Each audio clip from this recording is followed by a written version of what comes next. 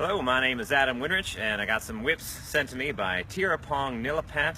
I probably pronounced that wrong. He's from Thailand, and he sent me a bull whip and a pair of stock whips, and I just wanted to tell him a little bit about what I thought about it.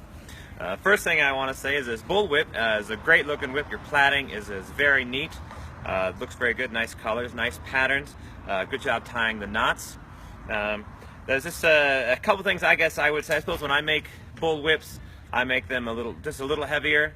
I guess for me the main thing I like to see in all nylon whips is I like to see the whole thing waxed. So I can tell looking at the end here this whip wasn't waxed.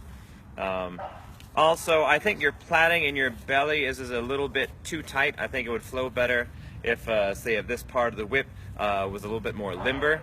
I think the plaiting in your overlay is good, but it just feels like you bound it a little bit too tight. In my opinion, I don't think nylon whips, if they're built right, they don't need a lot of reinforcement in the transition area because paracord is naturally more stable than leather.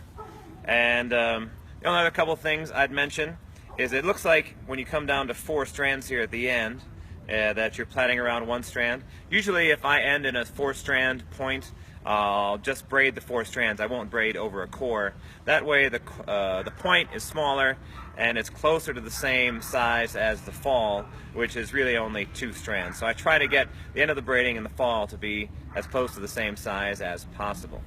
And only other thing on the end here, I see you've plugged it up with a wrap of paracord.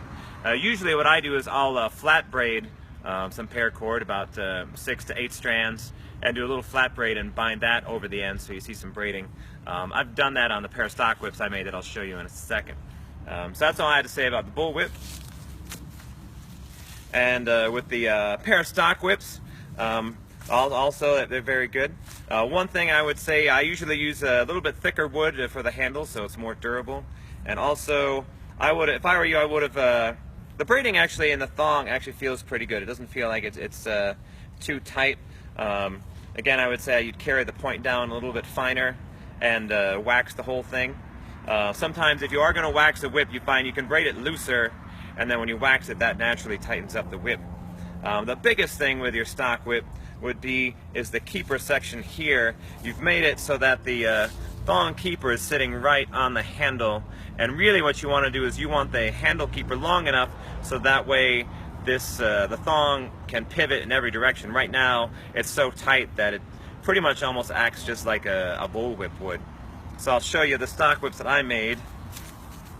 Here, this is a pair of white stock whips. So you can see here, there's the thong keeper right there. You can see it's not sitting on the end of the handle, so that means it's able to flex in every direction. That really helps with certain cracks like the overhand flick. You see the whip can really pivot around.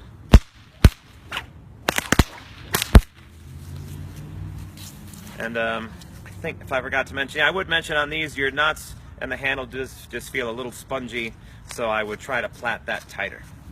My name is Adam Winrich. Hope this helps.